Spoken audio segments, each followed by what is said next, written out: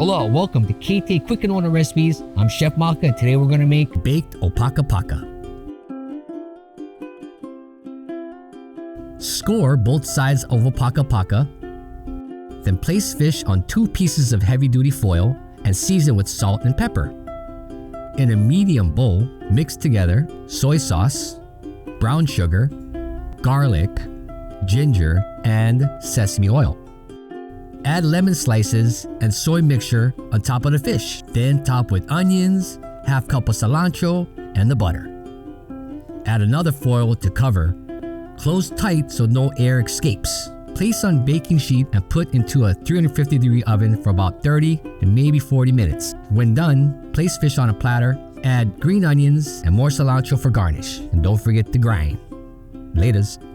For this recipe and more, visit ktasuperstores.com/recipes. Mahalos.